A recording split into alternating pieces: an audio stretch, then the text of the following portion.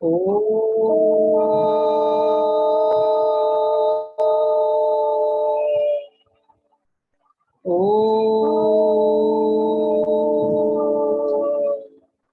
ओम भूर्भुवः स्वः तत्सवितुर्वरेण्यं भर्गो देवस्य धीमहि धियो यो नः प्रचोदयात्।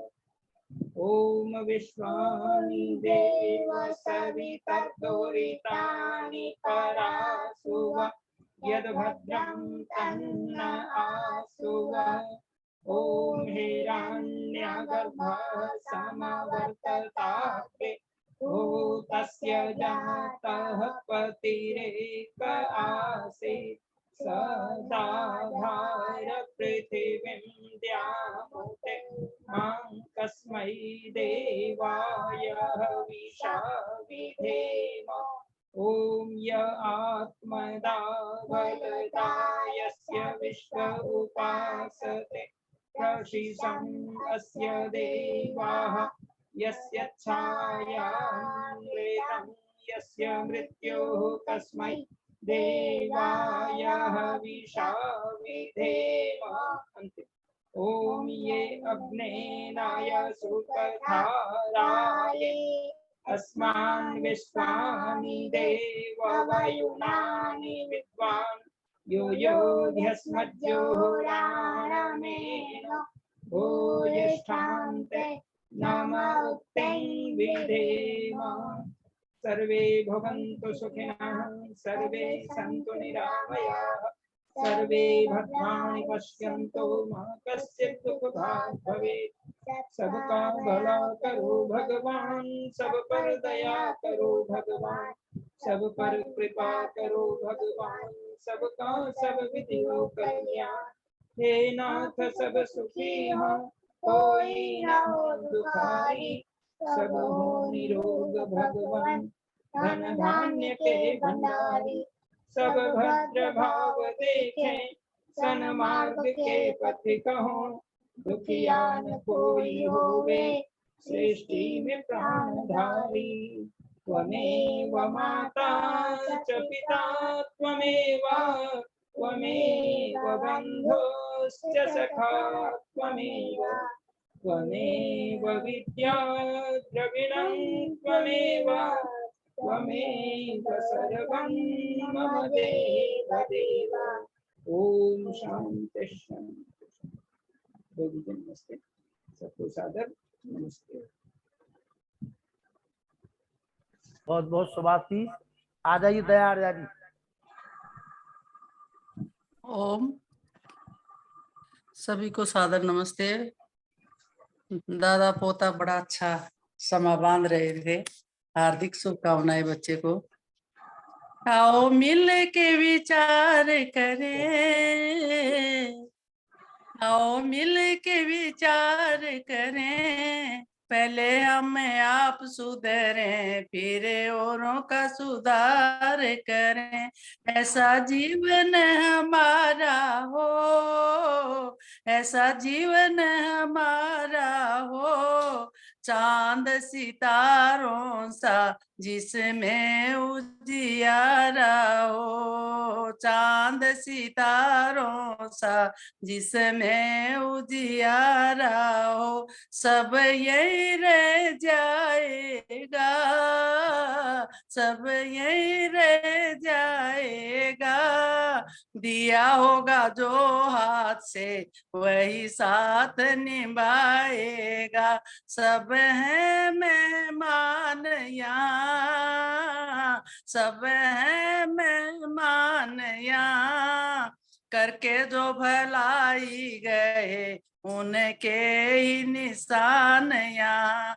यही भावना हम सबकी यही भावना हम सबकी प्रभु हमें दो सुमति रहे दूर बुराई से। सत्संग में आया करो सत्संग में आया करो बैठ के सत्संग में गुण प्रभु जी के गाया करो। सभी का बहुत बहुत धन्यवाद। ओम। बहुत आभार, बहुत बहुत स्वागत। और मैं निवेदन करूंगा अदिति बिटिया से। अदिति, आ जाओ अदिति बेटा।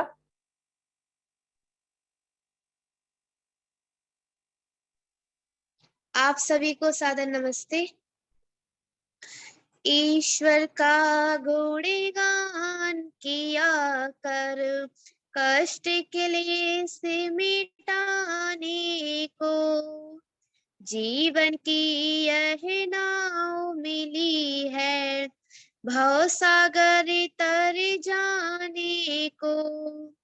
उस दाता ने हाथ दिए हैं, नेक कमाई कर प्यारे। इन्हें अपने पावन पाँव को, पावन मग पर धर प्यारे। नुस्खा है यह इस दुनिया में, जीवन अमर बनाने को। ईश्वर का गुणगान किया कर, कष्ट क्लेश मिटाने को। दर्द पराया देख के तुझको, दर्द उठे अपने तन में। हर्षित को लख बरस मनाए, भावना भर दे मन में। यंत्र किया कर पतझड़ में भी, मधुर बसंत खिलाने को। ईश्वर का गुणगान किया कर, कष्ट क्लेश मिटाने को। सुख की शीतल छाया कर दे, दुखिया जन की कुटिया में। अपने घर में पड़ा रहा घर, आलसी बन कर खटिया पर। मानो चोला फिर न मिलेगा, तुझको मौज उड़ाने को। ईश्वर का गुणगान किया कर, कष्ट क्लेश मिटाने को। विश्व बगीचे के माली की रचना प्यारी प्यारी है। रंग बिरंगे पुष्प खिलावे, शोभा जिनकी न्यारी है। अंत नहीं बेअंत है माया, कह गए संत जमाने को। ईश्वर का गुणगान किया कर, कष्ट क्लेश मिटाने को। परमेश्वर का भक्ति वही है, जिस शुभ गुण जीवन में धारे। पाप के जहरीले कीटाणु सब चुन चुन कर मारे हैं। हंस तेरा मन मंदिर है, भक्ति की ज्योति जलाने को। ईश्वर का गुणगान किया कर, कष्ट क्लेश मिटाने को। जीवन की यह नाव मिली है, भव सागर तर जाने को। धन्यवाद। आवृत्ति बहन जी, आवृत्ति बहन जी, मेरी आवाज सुन पा रही हैं आवृत्ति जी? आचार्य प्रभामित्र जी बहन आवृत्ति जी है क्या? आवृत्ति जी है क्या? जी जी हाँ जी। नमस्ते नमस्ते नमस्ते जी, जी, सबको आइए, सादर स्वागत है, नमस्ते। स्वागत है आपका, स्वागत है, आइए। हे विभो आनंद सिंधो, मे च मेधादीयता, मे च मेधादीयता, मे च मेधादीयता। ओम शांति शांति शांति। उपस्थित पवित्र आत्मन, मातृशक्ति, भद्र पुरुषों, प्यारे बच्चे बच्चियों, बड़ा सुंदर ये कार्यक्रम का आयोजन। पुनः आप सभी को अभिवादन करती हूँ और धन्यवाद उस परम पिता परमात्मा और जिनके संयोजन से ये कार्य हो रहा है। बड़ा सुंदर। आज मैं शुरू से शायद ज्वाइन की हूँ, तो आदरणीय महामंत्री जी जो आर्य रत्न है बिल्कुल, और हमारे व्यासनंदन शास्त्री जी, आदरणीय भ्राता जी, और आदरणीय प्रेम सचदेवा जी जी, सभी मेरे आर्य महानुभावों, सबको नमन करती हूँ। बहुत सुंदर विषय आज का, मन। वास्तव में ये मन, जिससे एक पंक्तियां भी आती है भजन का, आपने सुना होगा, ये मन न जाने क्या क्या कराए, कुछ बन न पाए मेरे बनाए। तो वास्तव में, और एक बात और आती है कि जैसा खाए अन्न वैसा होवे मन। हम सुनते तो आ रहे हैं, जानते भी हैं, लेकिन शायद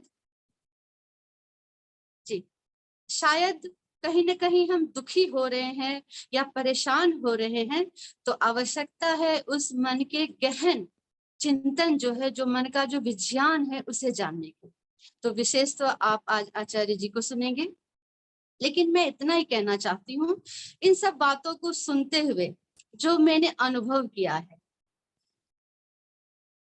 कि अन्न, खासकर आज माताएं जुड़ी हुई हैं, और मैं ऐसा मान सकती हूँ कि आदरणीय महामंत्री जी, शिक्षक लखनलाल जी, इनकी पत्नी भी जुड़ी होंगी या वो कुछ कार्यों में होंगी, तो ये निश्चिंत होकर ये समाज का कार्य कर रहे हैं। लेकिन जुड़ना बहुत जरूरी है, सुनना बहुत जरूरी है माताओं को, और खासकर आयुर्वेद, क्योंकि अन्न की बात आ रही है, अन्न से ही मन बनेगा। तो मैं थोड़े दो शब्द कहना चाहूंगी अन्न के विषय में, कि अन्न सात्विक होना चाहिए।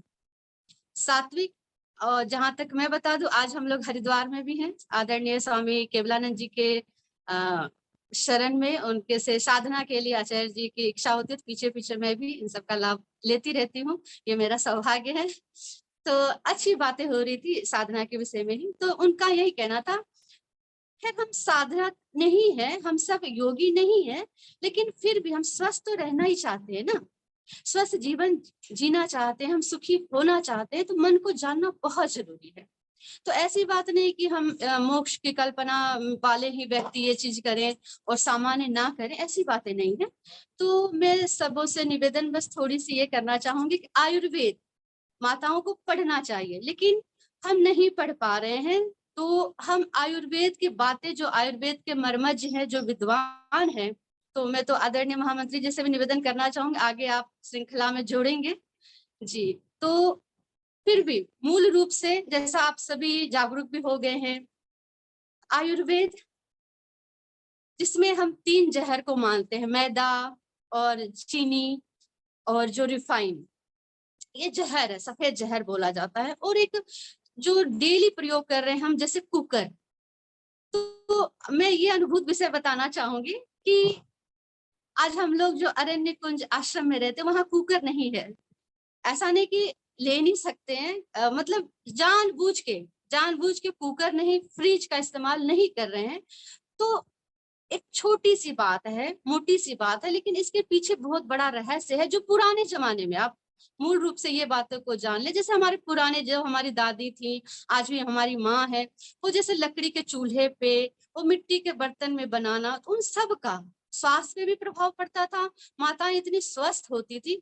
तो मैं तो बस इतना ही मूल रूप से निवेदन करना चाहूंगी, हम वापस आयुर्वेद को जाने और उसे जिए, क्योंकि ये वैदिक मंच है। वेद, और वेद में कहा जाता है सभी यज्ञ को, जैसे मैंने कहा था कि सभी समस्याओं का समाधान है यज्ञ के द्वारा भी।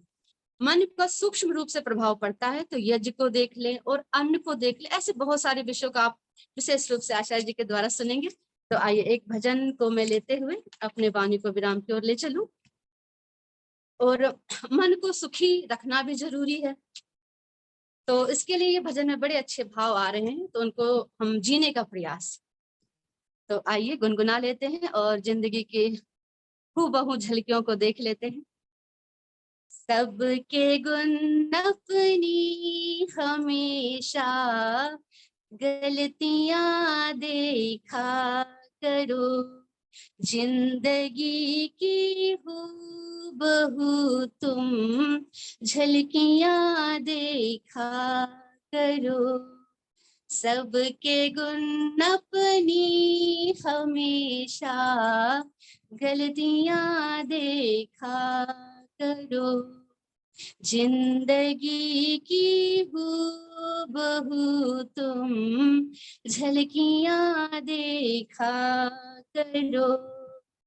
हसरते महलों की गर तुम को सताए आन गए, हसरते महलों की गर तुम को सताए आन गए, कुछ गरीबों की भी जाकर, कुछ गरीबों की भी जाकर बस्तियां देखा करो, कुछ गरीबों की भी जाकर बस्तियां देखा करो। सबके गुण अपनी हमेशा गलतियां देखा करो, जिंदगी की हूबहू तुम झलकियां देखा करो। खाने से पहले अगर तुम हक पराया सोच लो, खाने से पहले अगर तुम हक पराया सोच लो, कितने भूखों की है इनमें, कितने भूखों की है इनमें रोटियां देखा करो, कितने भूखों की है इनमें रोटियां देखा करो।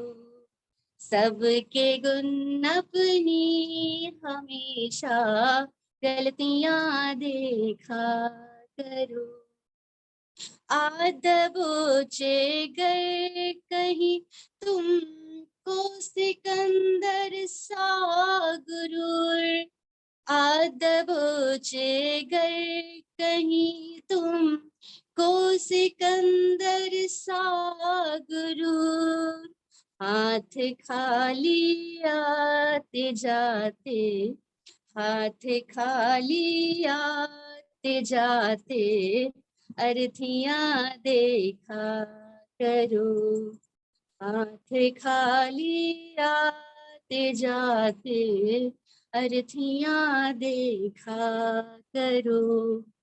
सबके गुण अपनी हमेशा गलतियां देखा करो, जिंदगी की हूबहू तुम झलकियां देखा करो।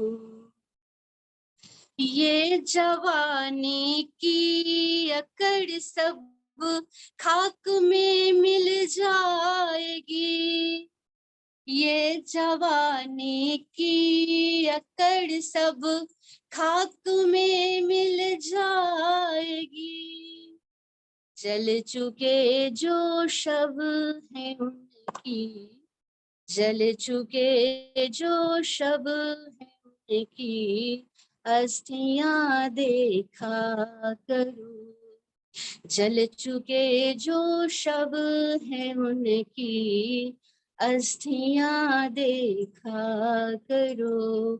सबके गुण अपनी हमेशा गलतियां देखा करो, जिंदगी की हूबहू तुम झलकियां देखा करो।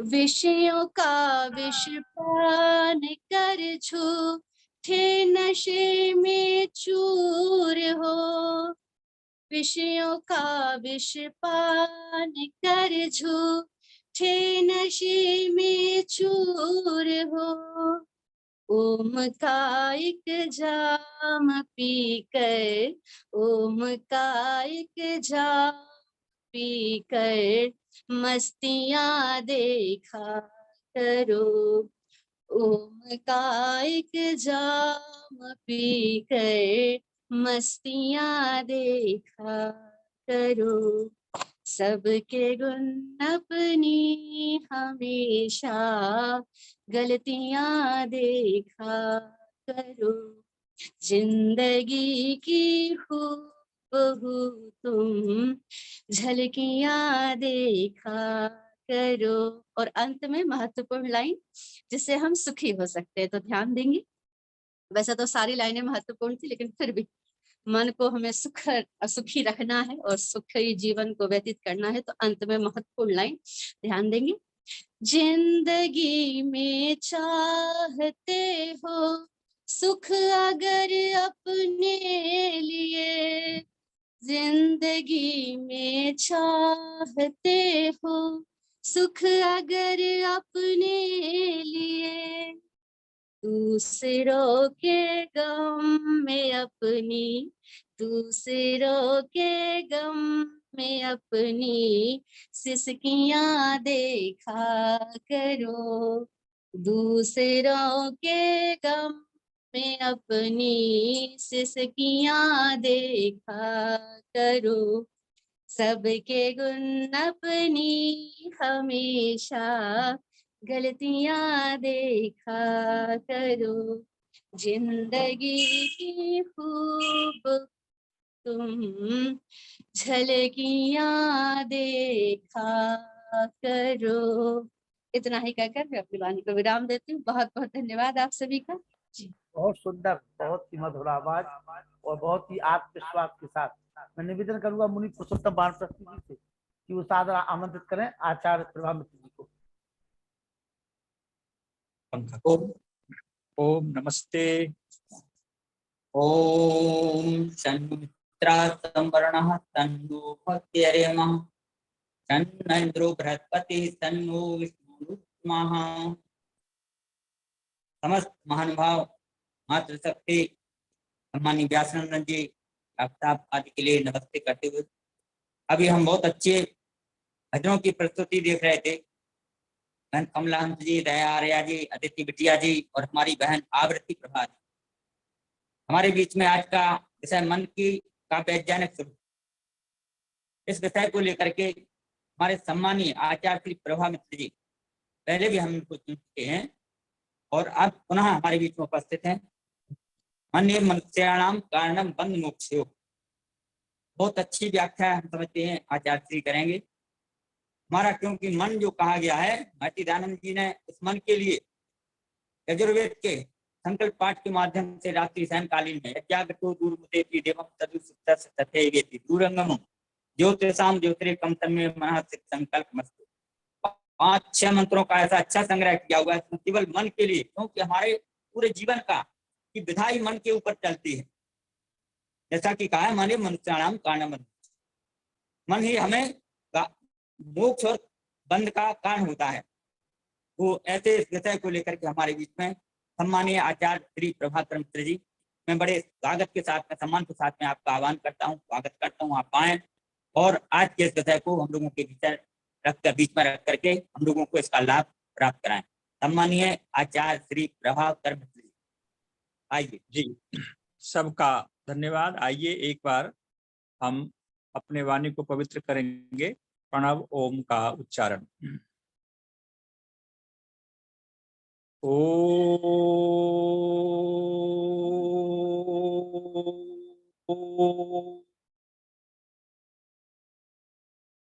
अकामो धीरो अमृता स्वयंभू रसेन तृप्तो न कुतश्चनो नः त्वमेव विद्वान् न विभाय मृत्यो आत्मानं धीरं यजरं युवानम आत्मानं धीरं यजरं युवानम। ओम शांति शांति शांति। ओम। इस प्रवचन श्रृंखला के महान नायक संयोजक आर्य रत्न श्री शिक्षक लखनलाल आर्य जी और हमारे भाई डॉक्टर व्यासनंदन शास्त्री जी, महामंत्री आर्य प्रदेश सभा बिहार, आदरणीय पुरुषोत्तम मुनि जी और भी हमारे सभी आर्य श्रेष्ठ मनीषीगण, मातृशक्ति, प्यारे बच्चों। मन का वैज्ञानिक स्वरूप विषय, जैसा मुनि जी अभी कह रहे थे कि मन एवं मनुष्यानाम कारणम बंध मोक्षयो, और शिव संकल्प सुक्त तो मन पर ही परमात्मा का उपदेश है। तो ये जो चाणक्य ने कहा कि मन ही बंधन का कारण है और मन ही मोक्ष का साधन है, मन के विषय में महर्षि वेदव्यास जी ने कहा चित्त नदी नामो वहति पापाय च वहति कल्याणाय च। चित्त और मन दोनों एक अर्थ में प्रयोग हुआ है। तो ये नदी का दो धाराएं हैं, एक पाप के तरफ प्रवाहित है और एक पुण्य के तरफ प्रवाहित है। अब हम इस धाराओं को देखना है कि जब पाप की धारा को हम रोक देते हैं तो पुण्य की धारा प्रवाहित हो जाती है। एक श्रेय मार्ग और प्रेय मार्ग। प्रेय मार्ग पाप का मार्ग है, श्रेय मार्ग पुण्य का मार्ग है। जब अपने चित्त को, अपने मन को हम प्रेय मार्ग से हटा करके श्रेय मार्ग की तरफ प्रवाहित कर देते हैं तो हम पुण्य को प्राप्त कर जाते हैं, अमृत को प्राप्त कर जाते हैं, मोक्ष को प्राप्त कर जाते हैं। अब हम मन के स्वरूप के बारे में समझेंगे कि मन है क्या। कई लोग ऐसा मानते हैं कि मन बहुत चंचल है, अंग्रेजी में माइंड कहते हैं। अंग्रेजों के पास अंग्रेजी भाषा में और कोई शब्द नहीं है, बुद्धि के लिए कोई अलग से शब्द नहीं है, चित्त के लिए अलग से शब्द नहीं है, अहंकार के अलग से कोई शब्द नहीं, बस माइंड, इतना ही उनके पास। लेकिन महर्षि देव दयानंद सरस्वती जी ने मन को 4 भागों में विभाजित कर दिया। अंतःकरण चतुष्टय, मन, बुद्धि, चित्त और अहंकार। अब इसके कार्य विभाजन के आधार पर इसका नामकरण हुआ है। जैसा जैसा कार्य है वैसा वैसा नाम है।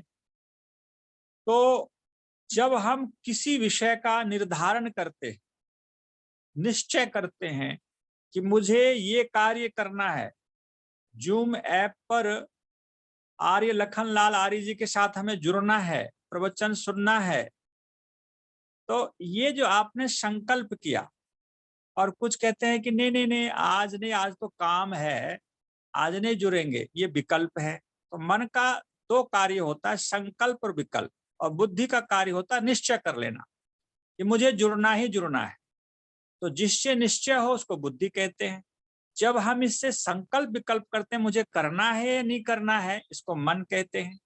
जब संस्कार की बात करते हैं कि ये जो स्मृतियां आ रही है, मुझे याद आ रही है, ये जो यादाश्त है, ये मन में भरे पड़े संस्कारों को हम उठाते हैं, उसके आधार पर जब हम स्मृति को लाते हैं तो इसको चित्त कहते हैं। चिति संज्ञाने, जब हम किसी स्मृति को, संज्ञान को उपस्थित करते हैं, इसका नाम क्या हो जाता है? चित्त। इसलिए महर्षि पतंजलि को भी कहना पड़ा कि योगस चित्त वृत्ति निरोधा। चित्त शब्द वहां आया क्योंकि संस्कार वही रहता है, मन में ही रहता है, तो मन का नाम एक चित्त भी है। फिर का अहंकार। अहंकार क्या है? अहम बोध। जब व्यक्ति स्वत्व का बोध करता है कि मैं शिक्षक हूं, मैं प्रोफेसर हूं, मैं वक्ता हूं, मैं गायक हूं, मैं मां हूं, मैं पिता हूं, ये जो सांसारिक व्यवहार हम करते हैं, ये अहंकार के द्वारा ये व्यवहार सिद्ध होता है।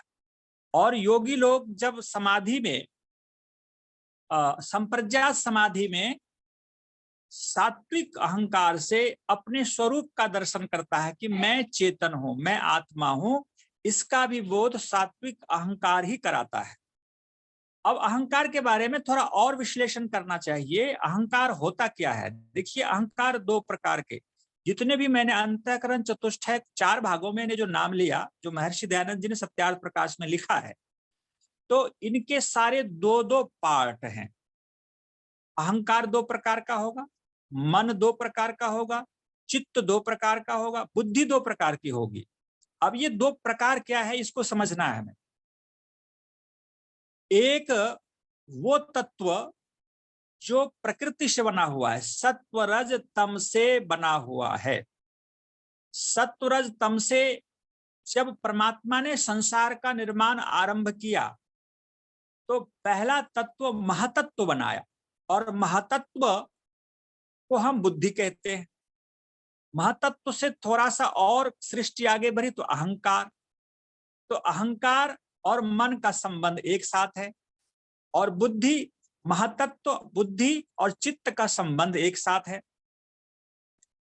तो जो प्रकृति से बना हुआ है, सत्वरज तम से जो इंस्ट्रूमेंट, जो साधन परमात्मा ने बनाया है, सबका चित्त, मन, बुद्धि, अहंकार एक जैसा है, उसमें कोई अंतर नहीं है। चाहे वो पशु का हो, पक्षी का हो, जितनी भी प्राणी हैं जगत में, सबके मन, बुद्धि, चित्त, अहंकार एक जैसा ही है।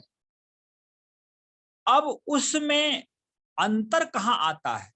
अंतर जब आता है कि जब हम बुद्धि के दूसरे रूप को कहते, किसकी बुद्धि कितनी बढ़ानी है, बुद्धि घट गई, बुद्धि कम है, ज्यादा है, मन दुखी है, मन सुखी है, तो ये जो ज्ञानात्मक विचार है, तो ज्ञानात्मक विचार को भी बुद्धि कहते हैं। तो ज्ञानात्मक जो थॉट्स, विचार हमारे चित्त में संग्रहित है, उसके आधार पर जो हम निर्णय लेते हैं, वो परिवर्तनशील है, वो निर्णय बुद्धि। तो ज्ञान को भी बुद्धि कहते हैं, और जिसमें ज्ञान रहता है उसको भी बुद्धि कहते हैं। जो हम संकल्प विकल्प करते हैं, सोचते हैं, उसको भी मन कहते हैं। तन में मना शिव संकल्प मस्तु, या जागृतो दूर मुदयति देवम तदु सुप्त तथैवेति।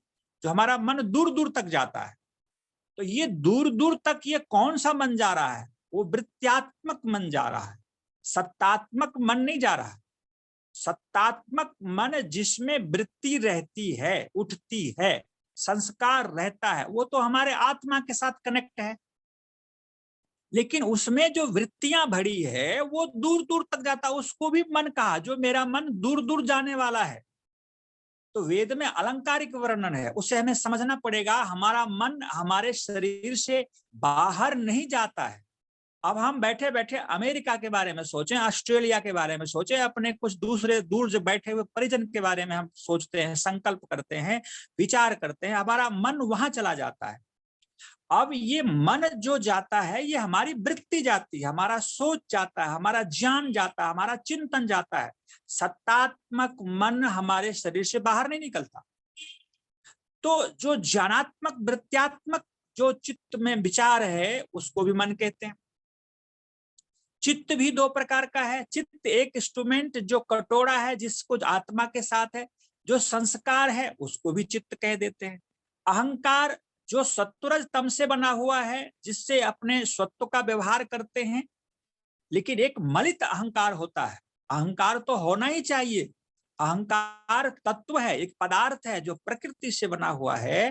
तो प्रकृति से बना हुआ तत्व अहंकार परमात्मा प्रदत्त हमारे अंदर है, जिसका सदुपयोग करके हम आत्म साक्षात्कार करते हैं, अपना सामान्य व्यवहार सिद्ध करते हैं, कर्तव्य का बोध करते हैं।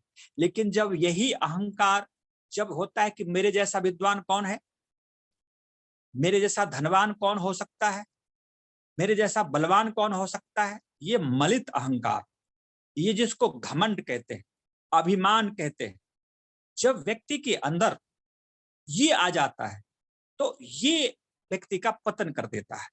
तो यहाँ पर सात्विक जो अहंकार है, जो अहंकार का मूल स्वरूप है, तो होना ही चाहिए, क्योंकि अपना बोध हम कैसे करेंगे, हम व्यवहार कैसे करेंगे। तो विषय है मन का वैज्ञानिक स्वरूप। तो परमात्मा ने मन को कैसा बनाया? जब मैं प्रश्न करूं आप लोगों से तो आप सीधे सीधे उत्तर देंगे कि मन बहुत चंचल है, क्योंकि वेद में ऐसा कहा, यह जागृतो दूरम उदयति दैव तदुसुप्त सतहैवैति दुरंगमं ज्योतिषाम, दूर दूर तक जाने वाला ये शिव संकल्प वाला हमारा मन है। ऐसा आप कह देंगे कि मन हमारा गतिशील है, मन हमारा चंचल है। चंचल मन नित ओम जपा कर ओम। अब हम भजन भी सुनते हैं कि ये मन मेरा चंचल है, लेकिन आज मैं एक नई बात आपको बताने जा रहा हूं, शायद आप लोग जानते भी होंगे, मनीषी लोग हमारे बीच में बैठे। मन हमारा जो वास्तविक मन है, सत्तात्मक मन है, वो मन परमात्मा ने चंचल नहीं बनाया। वो शांत और प्रकाशशील है, वह शांत है, वह प्रसाद रूप में है, प्रसादात अर्थात प्रसन्न वाला है, चित्त एकाग्र भाव में रहने वाला मन हमारा। यदि परमात्मा हमारे चित्त को चंचल बना देता तो मुक्ति कभी नहीं मिलती। चंचल हमने उसको बनाया है, उसमें मिर्च मसाले को डाला है हमने अलग से। जब मन का स्वरूप है सत्वम मनः प्रख्याशीलम, मन सत्व प्रधान है। जितने भी हमारी ज्ञान इंद्रियां हैं वो सत्व प्रधान है, बुद्धि सत्व प्रधान है, सतोगुण है उसमें भरा पड़ा। लेकिन जब इसके अंदर हम रजोगुण बढ़ा लेते भोजन से, आचार्य आवृत्ति प्रभा जी अभी कह रहे थे कि आहार की शुद्धि बहुत जरूरी है, सात्विक आहार लेना चाहिए, आयुर्वेद माताओं को पढ़ना चाहिए। ये बहुत बड़ी बात है कि हमें क्या खाना चाहिए, क्या नहीं खाना चाहिए। यदि हम आहार तामसिक लेते हैं, जैसे बासी भोजन हमने फ्रिज में रख दिया, फ्रिज का प्रयोग तो करना ही नहीं चाहिए, लेकिन हमने फ्रिज में रख के खाया बासी भोजन, वो तमोगुण में बदल जाएगा। या हम कुछ ऐसे आहार लेते हैं, जो हम आर्य लोग तो मांस आदि नहीं खाते, लेकिन जो लोग मांस खाते हैं, शराब पीते, ये तामसिक भोजन है। बर्गर, पिज्जा, फास्ट फूड, ये तामसिक भोजन है। तो अब जब हम ऐसे भोजन को हम करेंगे तो हमारा मन मूढ़ अवस्था में आ जाएगा। और क्योंकि मन का स्वरूप तो सत्व है, प्रसन्नता है, आनंद है, शांत है, लेकिन वो मूढ़ अवस्था में कैसे बन चला गया? क्योंकि हमारा आहार जैसे ही बिगड़ा, आहार हमने तामसिक लिया तो तमोगुण का प्रभाव मन में आएगा। अभी एक वाक्य आप लोगों ने भी सुना, आचार्य आवृत्ति जी भी कह रही थी, जैसा खावे अन्न वैसा होवे मन। तो मैं उपनिषद की बातों को, एक बहुत बड़ी बात आपके लिए हो सकता है, सबके लिए, कि उपनिषदकार ने कहा कि जो हम भोजन करते हैं, तो भोजन जो हम करते हैं उसका अन्न का स्थूल भाग मल बन जाता है और मध्यम भाग मांस बनता है, और जो सूक्ष्म भाग है उसी भोजन का सूक्ष्म भाग, वो मन उससे प्रभावित होता है। मन वह उस गुण को, यदि भोजन तामसिक है तो तामसिक मूढ़ अवस्था में आ जाएगा मन मेरा। भोजन यदि राजसिक है तो भोजन का जो सूक्ष्म भाग है मन चंचल हो जाएगा। भोजन सात्विक है तो मन शांत प्रसन्न हो जाएगा। तो भोजन का सूक्ष्म पार्ट वो मन को निर्माण करता है। मैं एक और बात इसके साथ जुड़ी हुई कहना चाहूंगा। लोग कहते हैं कि खाली हाथ आए हो, खाली हाथ जाओगे। मैं कहता हूं कि जो कुछ आप यहाँ कुछ लेकर के आए, कुछ लेकर के जाएंगे। खाली हाथ ना आए ना खाली हाथ जाएंगे। आज जो आपने भोजन किया है वो भी अगले जीवन में आपके साथ जाने वाला है।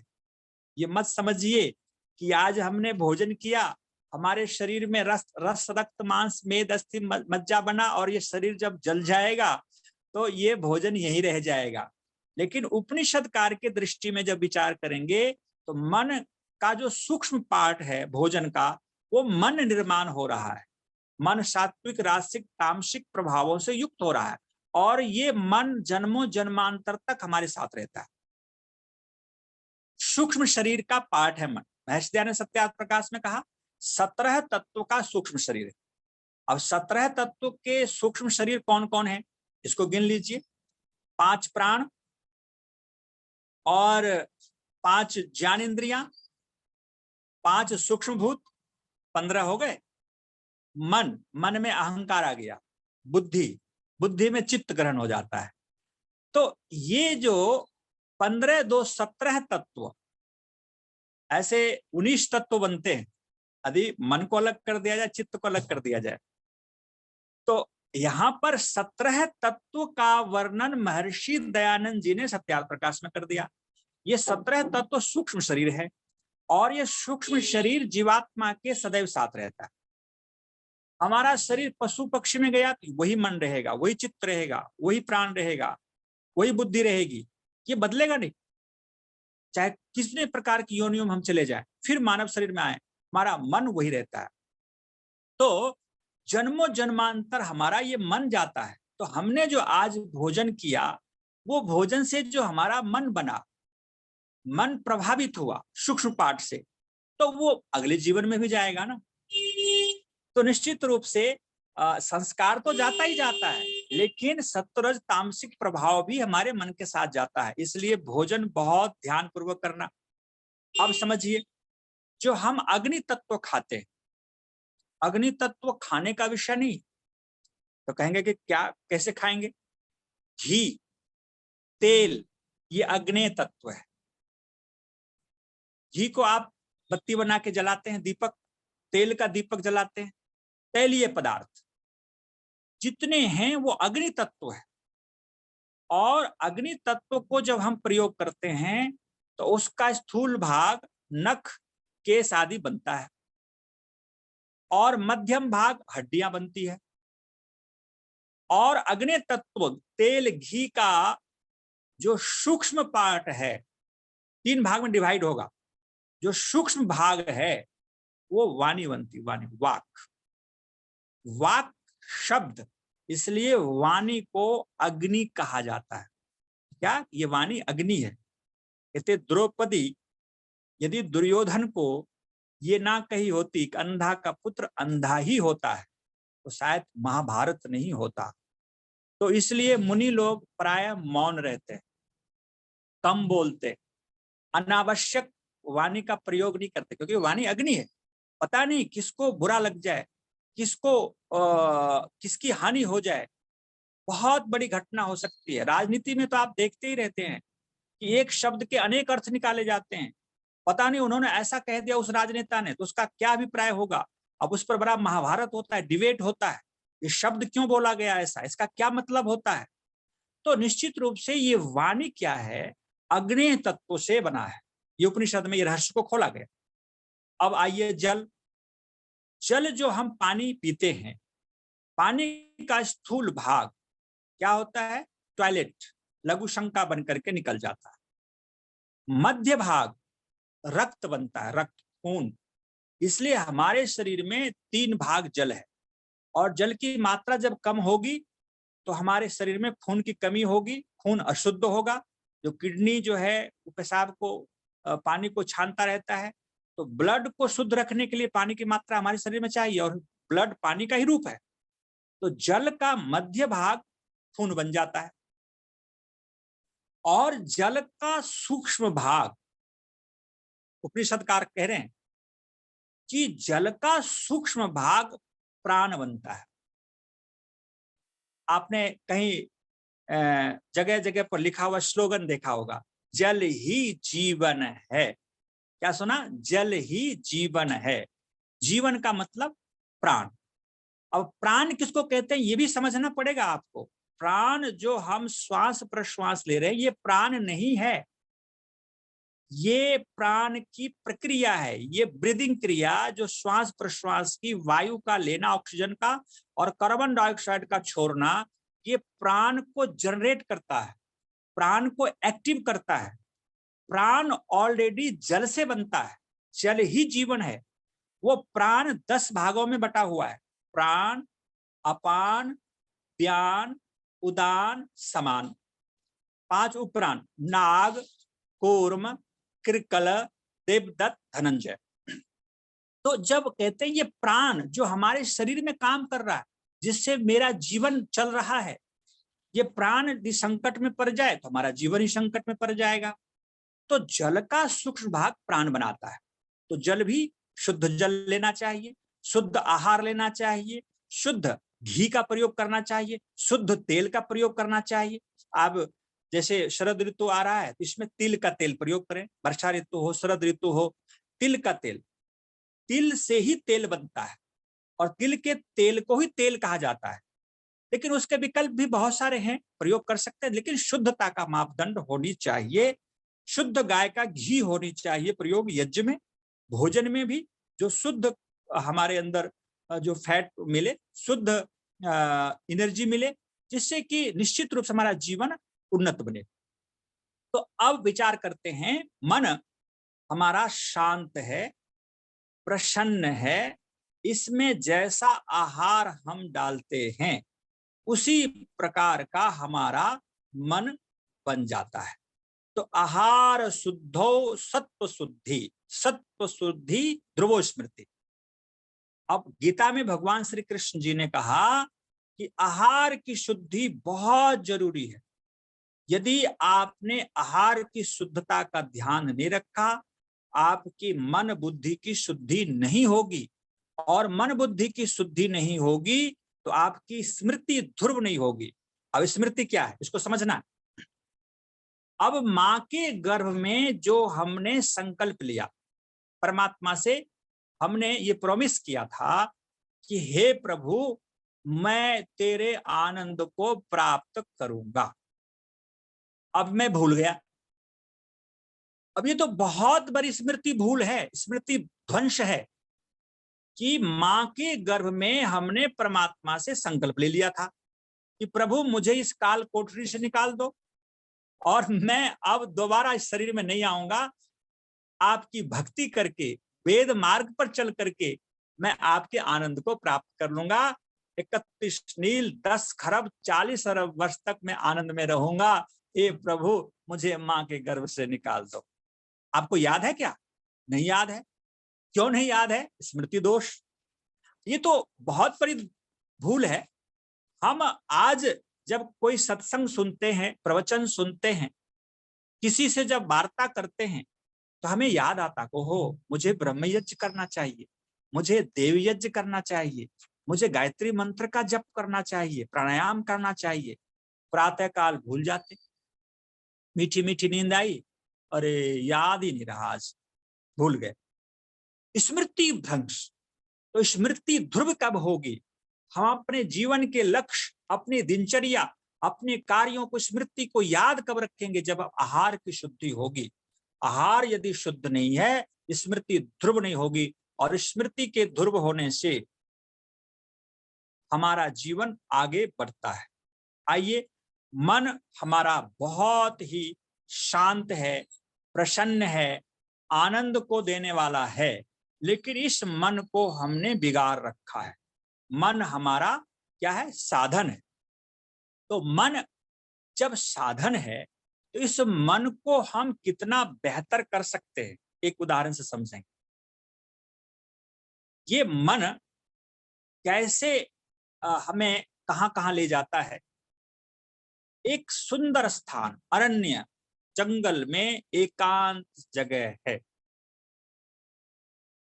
और उस सुंदर जगह पर तरह तरह के फूल खिले हुए, पशु पक्षियां कलरव कर रहे हैं, झरना जल का प्रपात, झरना बह रही है, कल कल छल छल करती नदियां की आवाज है। ये कितनी सुंदर दृश्य। अब इस दृश्य को मुझ जैसे विद्यार्थी, एक साधक देख ले, काश ये जगह पर रहने का अवसर मिले तो प्रभु का आनंद बहुत अच्छा से ले पाएंगे, ध्यान समाधि लगा पाएंगे। कितना सुंदर हमारा ये अवसर हमें प्राप्त होगा। अब हम तो यही सोचेंगे। अब उसी जगह को एक राजसिक व्यक्ति, एक व्यभिचारी व्यक्ति, दुराचारी व्यक्ति, लंपट व्यक्ति देख ले तो क्या सोचेगा कि इस जगह पर अपने युगल के साथ विचरण करने में बहुत अच्छा लगेगा, यहाँ कोई नहीं देखेगा। अब उसी जगह को कोई मूढ़मती तमोगुणी व्यक्ति देख ले जो मार काट करता, लूट मार मचाता है, बटमार, वो सोचेगा कि शहरों से डकैती करके, लूट मार करके यहाँ सामान बांटने में, विभाजित करने में बहुत अच्छा लगेगा, क्योंकि कोई पुलिस वाले भी नहीं आएंगे, बड़ा एकांत जंगल में सुरम्य जगह है। अब जगह तो एक ही है, व्यक्ति भिन्न भिन्न है, व्यक्ति का मन का संस्कार भिन्न भिन्न है, और वो जगह का अर्थ भी भिन्न भिन्न प्रकार का अर्थ प्रकाशित कर रहा वो जगह वही है, लेकिन उस जगह को देखने वाले व्यक्ति का मन अलग अलग है।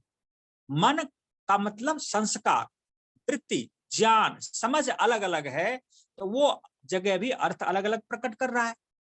तो जैसी हमारी इष्टि होती, इष्टि मतलब सोच, और इष्टि हमारा सोच कैसे बनेगा, तो हमारे आहार के आधार पर, भोजन के आधार पर हमारी इष्टि बन जाती है, हमारा सोच बनता है कि मैं क्या सोचता हूं। मेरा सोच सात्विक है, मेरा सोच राजसिक है, मेरा सोच तामसिक है, किस प्रकार का है, ये भोजन पर बनेगा।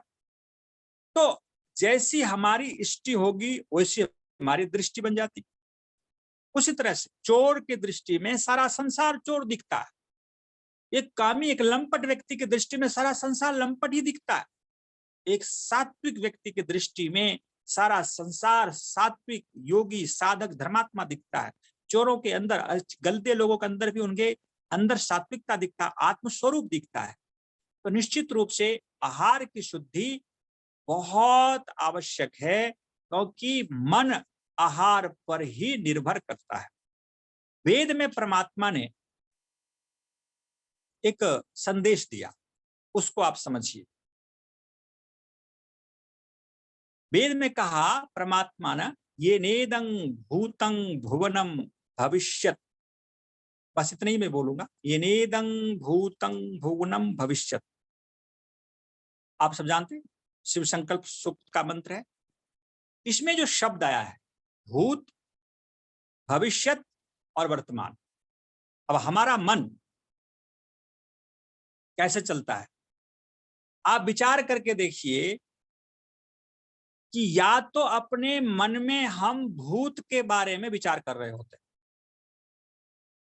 मेरा मन अतीत में रहता है कि मैंने कल क्या खाया था, मेरा बचपन कैसे बीता, बीता हुआ समय को व्यक्ति याद कर करके या तो दुखी होता है या तो सुखी होता है। अच्छा बीता तो प्रसन्न होगा, और यदि गलत बीता तो वो दुखी होता रहेगा। फिर यही मन को जब हम भविष्य में चलाते, आगे मेरा जीवन का क्या होगा, बुढ़ापा में मेरा सेवा कौन करेगा, हमारे मन में क्या चल रहा है कि बुढ़ापा में मेरा सेवा कौन करेगा, कहीं रोग हो न जाए, बेड पर पड़ा ना रहूं, आगे जो युवा हैं मेरी नौकरी लगेगी नहीं लगेगी, घर कैसे बनाएंगे, धन कैसे कमाएंगे, विवाह होगा कि नहीं होगा, विवाह भी हो जाए तो बच्चा होगा कि नहीं होगा, बच्चा हो जाए तो वो अच्छा योग्य बनेगा कि नहीं बनेगा। ये कितनी भविष्य की योजनाओं में हमारा मन संलग्न रहता है। इनेदं भूतं भुवनं भविष्यत् परिगृहीत अमृतेन सर्वम्। कहा कि ये जो मन है भूत और भविष्यत में संलग्न रहता। आप विचार करके देखिए कि ये मन दो ही धाराओं में रहता है, या तो भूत में जी रहा है, हम आयु के अधिक हो गए, 50-55 के हो गए, 60 के हो गए, अतीत को याद कर करके खुशी होते हैं या दुखी होते रहते। और हमारे युवा भाई भविष्य की चिंता में खोए रहते, वर्तमान में कोई नहीं रहता। जो व्यक्ति मन के वैज्ञानिक स्वरूप को समझ लेगा वो महान बन जाता है। मन का वैज्ञानिक स्वरूप है सत्व प्रधान, प्रकाशशील, मननशील। कहते हैं मन में संकल्प हो तो विकल्प नहीं होना चाहिए। स्वामी रामदेव जी के शब्दों में विकल्प रहित संकल्प, अखंड प्रचंड पुरुषार्थ। क्या कहा कि निश्चित रूप से मन में संकल्प हो, विकल्प नहीं आनी चाहिए। लेकिन हम संकल्प लेते हैं, फिर विकल्प में आ जाता है, अरे नहीं करना, वचन देते, वचन भंग कर देते। ये मन की कमजोरी को हमने डाल रखा है। तो मन को वर्तमान में रखना, वर्तमान में संकल्प के साथ जीना, व्रत के साथ जीना, कि मैंने जीवन में जो संकल्प लिया है वर्तमान में मन को रखिए। तो वर्तमान में व्यक्ति नहीं जीता। और वर्तमान की बात करें तो वर्तमान किसको कहेंगे आप? हमारे लखनलाल जी आर्य जी कहेंगे कि जैसे वर्तमान, अभी हम लोग बातचीत कर रहे हैं, ये वर्तमान है। लेकिन मैं कहूंगा कि वर्तमान की परिभाषा महाभाष्यकार पतंजलि के शब्दों में कहा, वर्तमान तो होता ही नहीं, क्षणिको वर्तमान। अब जो शब्द मेरे मुख से अभी निकलने वाला है वो भविष्यत है, और जो वाणी ओठ से, हमारे मुख से शब्द निकल गया वो भूत में चला गया। वर्तमान कहाँ? वर्तमान की परिभाषा कहा क्षणिको वर्तमान। जो एक क्षण अभी वो शब्द निकलने वाला है वो भविष्यत है, जो निकल चुका वो भूत में चला गया। तो वर्तमान कहाँ है? तो पान के पत्ते को आप इकट्ठा कर लीजिए, पान के पत्ते बहुत सारे इकट्ठे कर लीजिए और उस पर ऊपर से सुई को गिरा दीजिए। सुई को ऊपर से ऐसे गिरा दें और जितनी देर में वो सुई पान के पत्ते को छिद्र करता हुआ प्रवेश कर जाए, अब वो सुई को पान के पत्ते को छिद्र करते हुए प्रवेश करने में कितना टाइम लगेगा, उस क्षण को पकड़ लीजिए, वही वर्तमान है। वर्तमान होता ही नहीं, लेकिन जो बुद्धिमान व्यक्ति उस क्षण को पकड़ता है कि इस क्षण में मेरा मन कहाँ जा रहा है, एक क्षण मात्र वर्तमान है, और उस क्षण को आप पकड़ लिए तो आप वर्तमान में आ गए।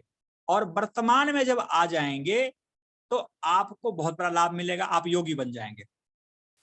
आप योगी कैसे बनेंगे? क्योंकि अथ योगानुशासनम, अथ का अर्थ होता है वर्तमान, अथ का अर्थ होता है अब, अथ का अर्थ होता है संकल्प, मंगलाचरण।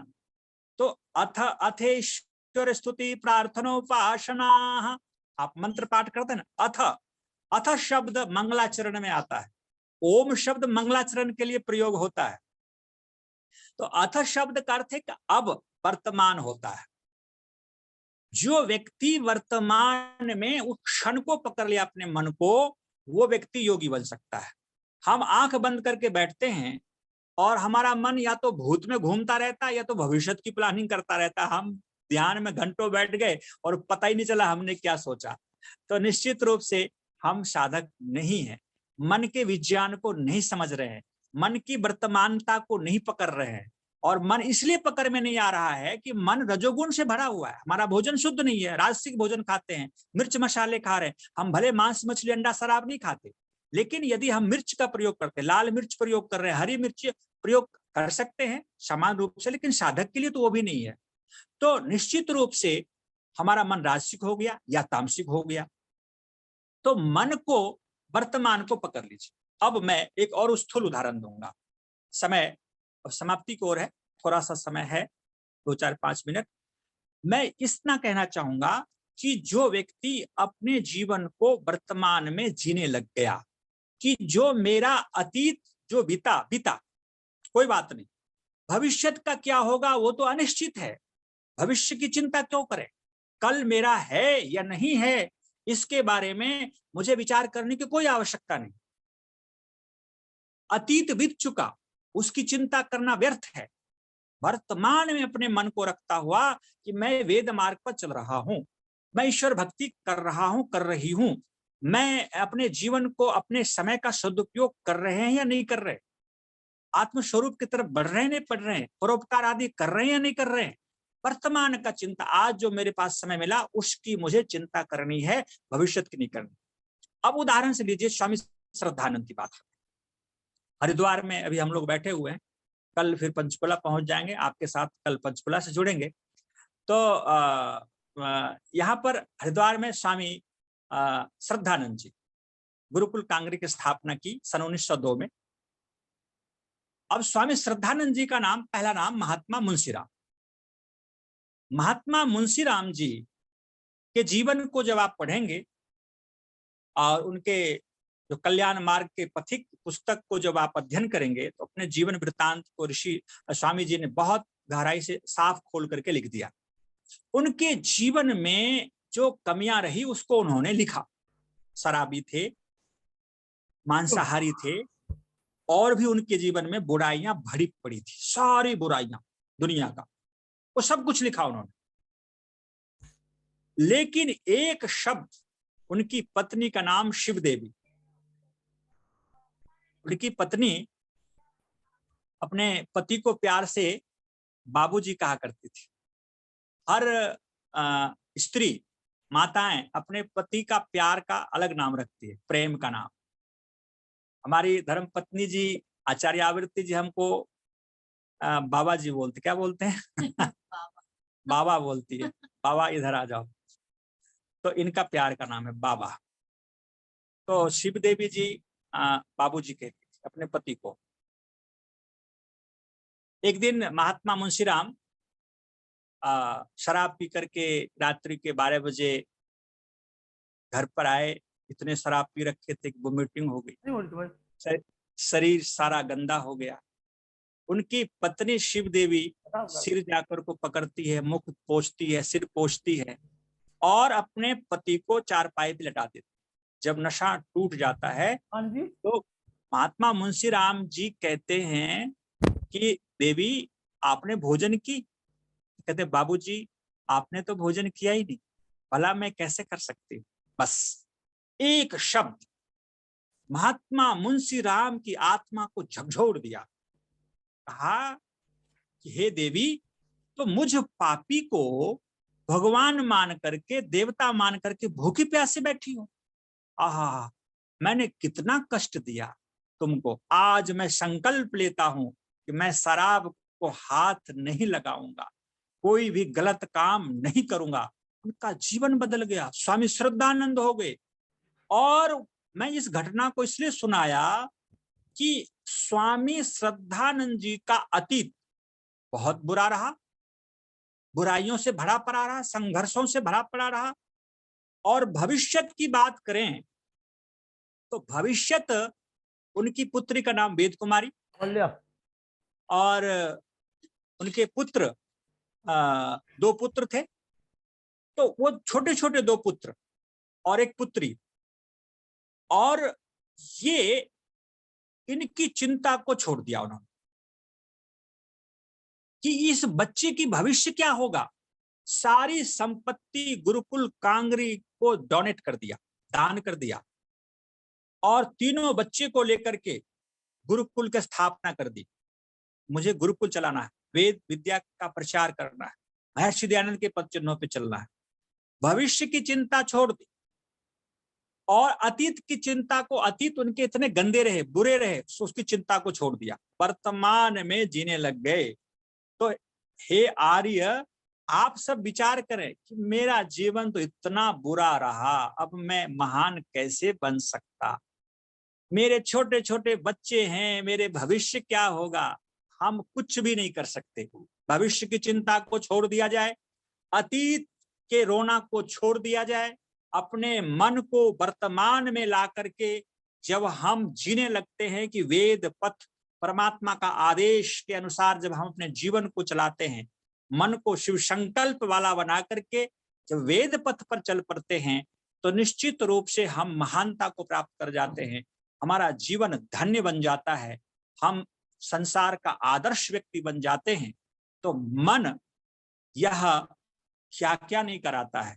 मन में यदि सतोगुण नहीं है, मन वर्तमान में नहीं रख पा रहे हैं, मन को अपने बस में नहीं पकड़ पा रहे, तो हम रोते रहेंगे, लुटते रहेंगे, पिटते रहेंगे, भविष्य और भूत में हिचोले ढिकोले कहते लेते रहेंगे, झूलते रहेंगे। तो निश्चित रूप से ये विचार करना है कि मन को वर्तमान में कैसे रखना है। मन को वर्तमान में रखने का एक ही मूल मंत्र है, आहार शुद्धि। आहार की शुद्धि बहुत जरूरी है।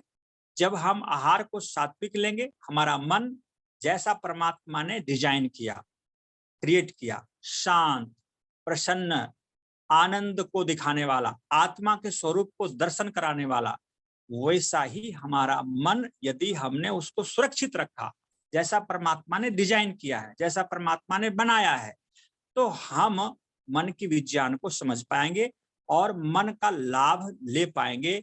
यही मन हमें आत्म दर्शन करा देगा, यही मन हमें अपने स्वरूप का पहचान करा के परमानंद मोक्ष को प्राप्त करा देगा। तो मैंने अपनी बात को आरंभ किया था, मन एव मनुष्यानाम कारणम बंध मोक्षयो। मन ही हमारा बंधन का कारण है और मन ही हमारा मोक्ष का साधन है। मन में यदि अविद्या भरी पड़ी है, अज्ञान रजस तमस भरा पड़ा है, आहार अशुद्ध है, तो हम मोह माया में पड़े रहेंगे। ये मेरा बच्चा, ये मेरा घर, ये ममत्व, और हम कुछ नहीं कर सकते, भूत भविष्य में ढोलते रहेंगे।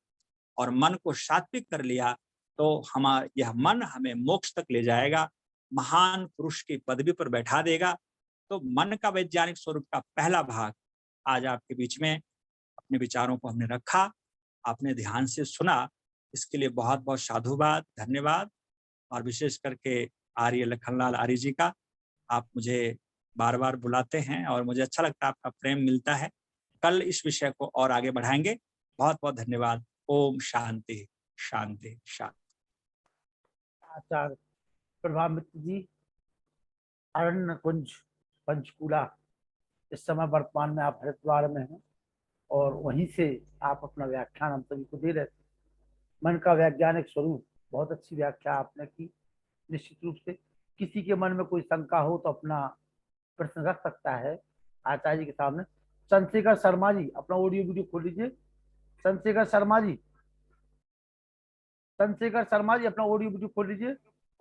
नमस्ते जी, नमस्ते। नमस्ते जी, नमस्ते जी। बहुत बहुत बढ़िया प्रवचन हाँ, दिया है। कोई और प्रश्न हो ये तो पूछ व्यवहारिक, नहीं कोई शंका नहीं है, स्पष्ट है, बिल्कुल स्पष्ट है। बहुत इसमें कोई शंका की बात नहीं है, क्योंकि मन मनुष्य के लिए मन ही बहुत महत्वपूर्ण है। जब भी हम मनुष्य कहलाते हैं, मन से ही मनुर्भव ये कहा गया है। और जो ईश्वर से हमने जन्म से पहले प्रार्थना की थी कि भाई मैं जब इस कालकोटरी से छुट्टी मेरे को मिल जाएगी तो मैं आपकी भक्ति करूंगा, और हम उसको मायामों में भूल जाते हैं। तेज प्रकाश ठीक है शर्मा ना? जी पूछिए। धन्यवाद। सभी आर्यभद्र पुरुषों को नमस्कार। नमस्ते जी। आचार्य जी बड़े हमारे सौभाग्यशाली है कि स्वामी केवलानंद जी के सानिध्य में योग साधना कर रहे हैं। स्वामी जी को हमने 10 साल पहले यहाँ बुलाया था बरेली में। बहुत अच्छी योग साधना देते हैं और बड़ा स्टार्ट अच्छी तरीके से करते हैं। बीत राग योगी है, ये सुनाओ से परे है और आने के लिए पैसे भी नहीं लेते। और प्रारंभिक साधकों के लिए एक बहुत अच्छी प्रार्थना भी कराते हैं, जैसे कि अपनी शरण में ले लो पिता पिता, आपका पुत्र योग करेगा, आपका पुत्र योग करना चाहता है, आपकी शरण से ही हम योग मार्ग में आगे बढ़ेंगे। अंत में वो कहते हैं, हे पिता, इस प्रकार हमारे अभ्यास और वैराग को बढ़ाकर इसी जन्म में योग सिद्धि दीजिए और अपनी आनंदमयी गोद में लीजिए। हे देव, हमें कच्ची भूमि पे मत छोड़ना, नहीं तो इस प्रकृति का तम रूप, जो अल्प रूप है, अल्प बुद्धि है, वो हमको फंसा लेगी। जैसा कि महर्षि याज्ञवल्क्य ने कहा है कि इस जन्म में उसे पा लिया तो ठीक है, अन्यथा आपका महान विनाश है। हे देव, हमें इस विनाश से बचाइए और अपनी इसी जन्म में अपनी गोद में ले लीजिए। तो स्वामी जी बहुत पहुंचे हुए हैं, तो सौभाग्य का विषय हमारे आचार्य जी के उनके सानिध्य में है। और दूसरा ये है कि आज आपने मन के बारे में बहुत सुंदर प्रवचन दिया। ये तो एनसी के बच्चों वाला था, खैर कल आपका दूसरा प्रवचन है, तो आपका मन के बारे में हम थोड़ा जिज्ञासु ज्यादा हैं और कई लोगों से इंटरेक्शन हो चुका है पिछले 63 साल में।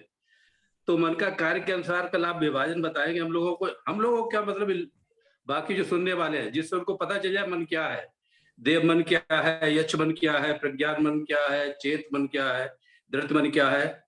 तो इस तरह के मन का जो विभाजन है, असली स्वरूप इन लोगों को बताएंगे, जिससे लोग मन को जान सके। और दूसरी बात यह है कि आपका प्रवचन बहुत ही सुंदर रहा, आप उसके लिए कोटि धन्यवाद के पात्र हैं। और इसी तरह से हम लोगों का उत्साहवर्धन करते रहिए। जयपुर, अर्जुन काला जी जयपुर। हाँ पूछिए अर्जुन काला जी, फिर तो पूछिए, स्वागत है आपका, आप हमारे धृतराष्ट्र हैं, आइए।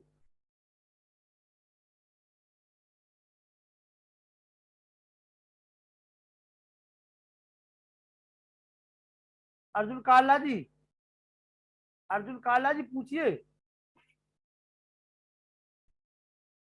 प्रेम सचदेवा जी,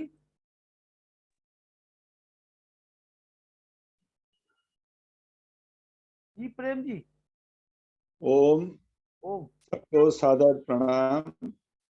राम जी, और आचार्य जी नमस्ते, अवृति जी नमस्ते।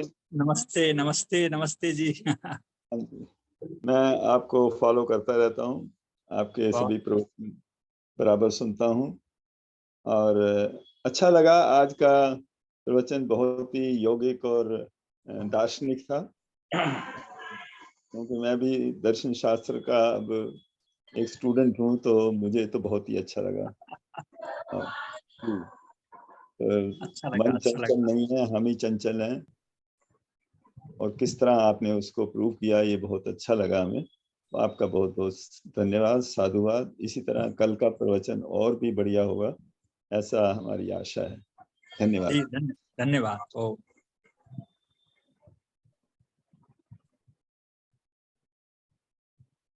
युद्धवीर जी आइए। आचार्य जी, आर्य लखनलाल जी, माता जी ईश्वर देवी जी, प्रेम सचदेवा जी, डॉक्टर व्यासनंदन शास्त्री जी, वेद प्रकाश शर्मा जी, आप सभी को नमस्ते। आचार्य जी का जो मन को आज जो केंद्र बिंदु रख करके जो इनका जो प्रवचन रहा है, वो बहुत ही सुंदर लगा, क्योंकि जितने भी हमारे जो वेद शास्त्र हैं वो यही कहते हैं, एक भाई मन बड़ा चंचल होता है, और जबकि विद्वान लोग कहते हैं भाई मन तो जड़ है। और फिर अभी ये चर्चा चली थी अभी कोई लगभग पिछले सप्ताह, तो फिर बताए भाई जो जड़ है उसी में चंचलता होती है। हवा जड़ है, वो हमेशा चंचल अवस्था में होती है।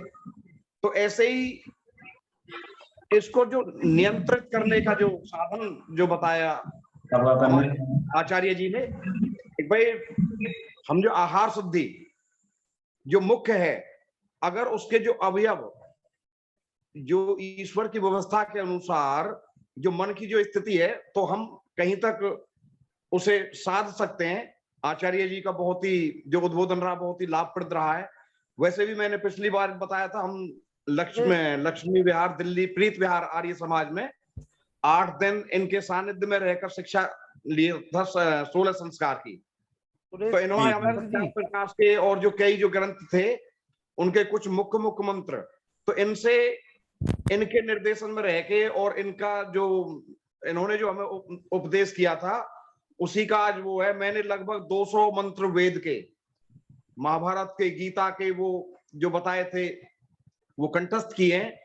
और खाली कंठस्थ करने से भी कुछ नहीं है, क्यों कहते हैं पौराणिक भाई, अगर 1 लाख गायत्री मंत्र का जाप कर लो आपके पाप कट जाएंगे। हम तो ये कहते हैं अगर 1 करोड़ भी कर ले तो भी पाप नहीं कटेंगे, जब तक हम उसका अनुसरण नहीं करेंगे मन वचन और कर्म से। चलिए, तो पुनः आप सभी विद्वानों का बहुत बहुत धन्यवाद। सुरेश सभी कुमार के गर्ग जी, सुरेश कुमार गर्ग जी का एक प्रश्न है आचार्य जी, क्या जो आपने वर्तमान की स्थिति बताई थी, एक बार पुनः उसको आप बता दे थोड़ा सा। हाँ जी, सुरेश कुमार गर्ग जी है, गाजियाबाद। जैसे महाभाष्यकार ने वर्तमान के बारे में ऐसा कहा कि वर्तमान की कोई अपने अस्तित्व को यदि कल्पना करें तो नहीं होता। फिर उन्होंने कहा क्षणिको वर्तमान, क्षण मात्र को वर्तमान कहते हैं। वर्तमान जब हम समान रूप से जब चर्चा में लाएंगे तो कहेंगे अभी वर्तमान चल रहा, हम लोग बातचीत कर रहे हैं, कुछ अच्छी बातें कर रहे हैं, तो ये वर्तमान हम कह तो देते हैं, लेकिन सूक्ष्मता से जब विचार करेंगे, हमने वाणी का उदाहरण दिया था कि जैसे एक वाणी, एक शब्द जो हमारे मुख से अभी निकलने वाला है, अभी निकला नहीं है, अभी ओठ से अंदर है, वो भविष्यत है, जो निकल चुका वो भूत बन गया। तो ये वाणी को जो मुख से निकलने का जो क्षण है, समय है, वो वर्तमान है। अब उस क्षण का मापदंड हमने ये कहा था कि पान के पत्ते को इकट्ठा कर लिया जाए और उस पर सुई को गिराया जाए, सुई जितने देर में पान के पत्ते को बिंद करके वो खड़ा हो जाए, छिद्र कर दे, तो उस समय को क्षण पकड़ा गया है, क्षण कहा। तो उस उतने ही काल को वर्तमान कहते हैं।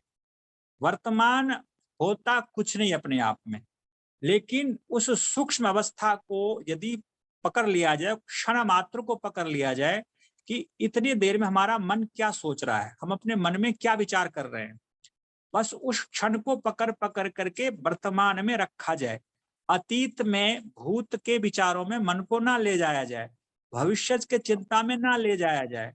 तो निश्चित रूप से हम वर्तमान में जैसे आएंगे, एक एक पल, एक एक क्षण जो वो वर्तमान होता है, और उसको जब मन को हम पकड़ने में कामयाब हो जाते हैं तो उसको एकाग्रता कहते हैं। तो एकाग्रता की स्थिति के आने के बाद हम योगी बन जाते हैं और फिर हम अपने स्वरूप का दर्शन, परमात्मा का दर्शन करने में समर्थ होते हैं, या हम वैज्ञानिक बन सकते हैं। आज के आधुनिक वैज्ञानिक जो भी हैं वो भी एक वर्ग अच्छे योगी ही हैं, जो अपने मन के विज्ञान को समझा और मन को वर्तमान में रख करके किसी चीज का रिसर्च करता है, खोज करता है, अन्वेषण करता है।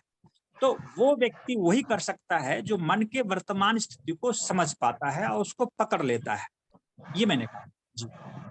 चलिए आइए, अब मैं निवेदन करूंगा हमारे पंडितों के महापंडित डॉक्टर व्यासनंदन शास्त्री जी, मंत्री राजघाट नवाब बिहार।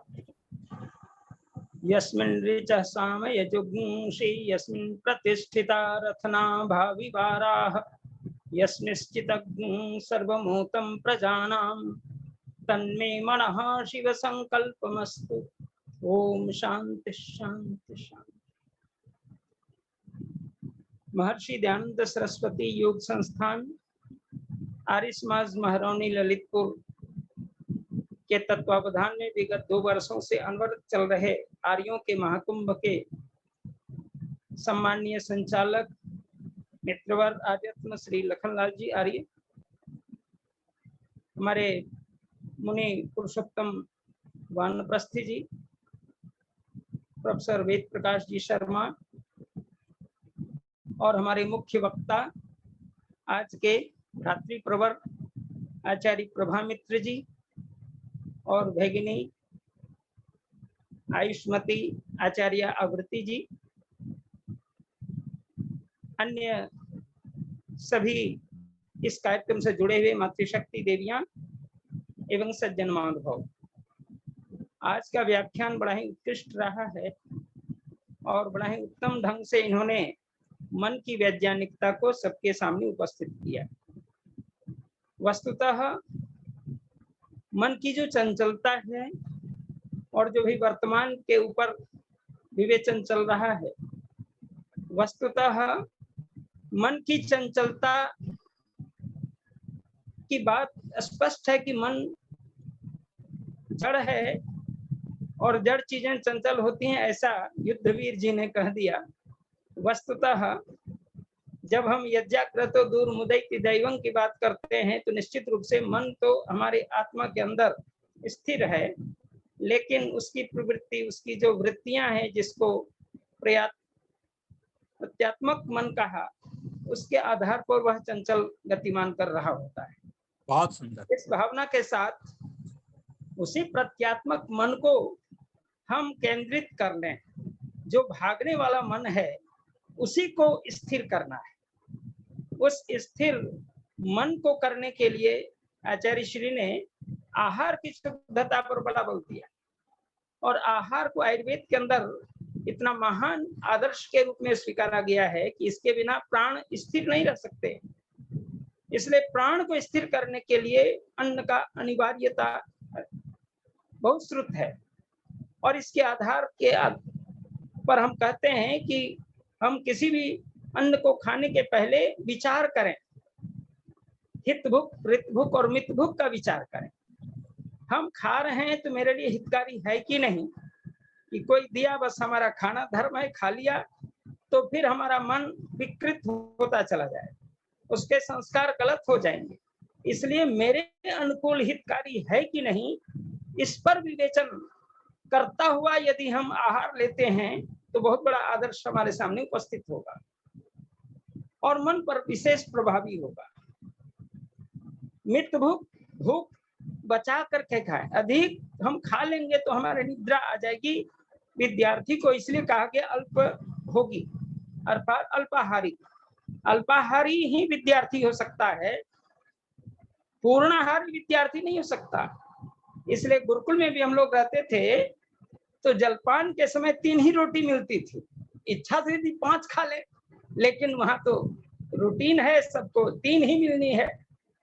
शिक्षकों को 4 थी, हम लोग की इच्छा थी कि शिक्षकों की पंक्ति में बैठ 4 मिल जाए, लेकिन वहां बड़ा अनुशासन था, कोई भी विद्यार्थी के साथ शिक्षक नहीं बैठेंगे, पंक्तियां अलग। वहां अल्पाहारी का विशेष ब्रह्मचारियों पर बल दिया जाता। तो अल्पाहार भी हमारे मन को केंद्रित करने का बहुत बड़ा आधार है। और उसके पश्चात सबसे बड़ा जो अभी होने जा रहा है आहार पर, वो है ऋतभोग, अर्थात हम गाढ़ी कमाई पूर्वक जो अन्न उत्पन्न किया है, पसीने बहा करके पुरुषार्थ के साथ जो हमने अन्न उत्पन्न किया, चाहे वो मेरा प्रवचन का पुरुषार्थ हो, चाहे मेरा अध्यापन का पुरुषार्थ हो, चाहे मेरा तपश्चर्या पूर्वक प्रशिक्षण देने का पुरुषार्थ हो, या ये न के जो भी पुरुषार्थ हो सकता है विभिन्न प्रकार से, उन पुरुषार्थों के आधार पर यदि हमें द्रव्य या अन्न की उत्पत्ति कर लेते हैं, कृषक गंभीर ढंग से पूरी चेष्टा के साथ अन्न उत्पन्न करता है, ये सभी परिश्रम का है, और परिश्रम का कमाया हुआ अन्न जो है वो संस्कार को सुरक्षित कर देता है, मन के विकारों को उत्पन्न होने नहीं देता। इसलिए आयुर्वेद विशेषज्ञ धन्वंतरी जी ने इस पर बहुत गूढ़ चिंतन करते हुए, आहार की मर्मज्ञता को स्वीकार करते हुए कहा कि ऐ मनुष्य, यदि तुम मन की प्रवृत्ति को गतिमान होने से बचाना चाहते हो, जिस मन के अंदर हमारी समस्त ज्ञान विज्ञान भरे पड़े हैं, चारों वेद की ऋचाएं जिसमें हैं, और जिसके आरे इतने कुशल हैं कि इसके द्वारा हम मोक्ष की सवारी कर सकते हैं, मोक्ष तक की यात्रा हमारी हो सकती है। इसलिए सुंदर सुसारथी बनने के लिए हमें निश्चित रूप से मन को सुंदर बनाना होगा, और वह मन ही सुसारथी बन जाता है। इसलिए यहाँ पर सुसारथ्य, जैसे सुसारथी रथ के घोड़े को अच्छी प्रकार हाँक करके गंतव्य तक पहुंचा देता है, ठीक उसी प्रकार हम भी अपनी बुद्धि रूपी सारथी को इतना सुंदर बना लें कि मन रूपी लगाम को हम अच्छे पकड़ लें, और ये घोड़ा जो हमारा इंद्रिय रूप घोड़े हैं 10 लगे हुए, मुख्य 5 ज्ञानेंद्रियां और 5 कर्मेंद्रियां और सूक्ष्म इंद्रिय मन भी है, लेकिन वो लगाम के रूप में हमारे पास उपस्थित होता है, और बुद्धि रूपी सारथी अच्छी प्रकार उसको गंतव्य तक पहुंचा देती है। और गंतव्य हमारा है मोक्ष तक पहुंचने का। मन एवं मनुष्याणाम कारणम बंध मोक्ष योग की चर्चा करते हुए इसी को समझा रहे थे आचार्य श्री कि किस प्रकार जो है हमारा मन उत्तम आदर्श की ओर जाए, जो हमारा उत्तमोत्तम लक्ष्य है उस लक्ष्य की ओर बढ़ने के लिए मन की स्वच्छता, मन की निर्वैरता, मन के अंदर कपटता, मन के अंदर जो विषाद की स्थिति है, चित्त की प्रवृत्तियां जो उन्हें ग्लानि की ओर प्रवृत्त कर देती हैं, उन सब से ऊपर उठने के लिए आहार की बड़ी आवश्यकता होती है।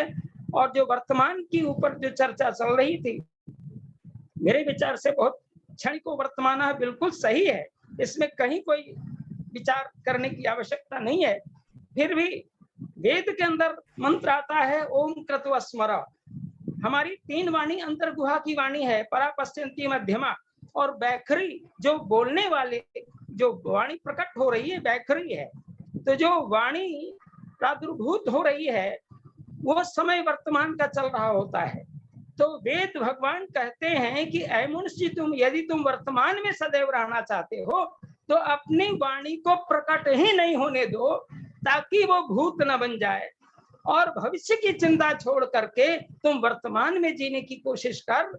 इसलिए मन को पूर्ण एकाग्र भाव से आत्मचित्त स्थिति में जाकर के ओम क्रतु स्मर, ओम का मात्र स्मरण करते चले जाएं तो यह हमारा वर्तमान में जीना हो जाएगा। हम न बाहर सोच रहे हैं न भीतर, हम स्थिर होके उस ब्रह्म की चर्चा कर रहे हैं, ब्रह्म का चिंतन कर रहे हैं। तो चिंतन मन जो है वही ब्रह्म का सद स्वरूप की प्राप्ति का कारण बनेगा और वही वर्तमान में जीने वाला योगी होगा, और वर्तमान में जीने वाले योगी ही ब्रह्म की प्राप्ति कर पाएंगे। इसलिए वेद भगवान ओम क्रतु स्मर की चर्चा करते हैं और क्लवे स्मर की चर्चा करते हैं, कृतंग स्मर की चर्चा करते हैं। ऐ जीवात्मा, तुमने जो पिछले जन्म में जो कर लिया या वर्तमान में कर लिया उसकी चिंता, उस पर विचार कर रहे हो तो करो, लेकिन विचार करते समय भी विचार कर रहा है, स्मरण कर रहे हैं, ये जो हमारा गति पूर्वक जो कार्य चल रहा है यही वर्तमान का स्वरूप बनता है।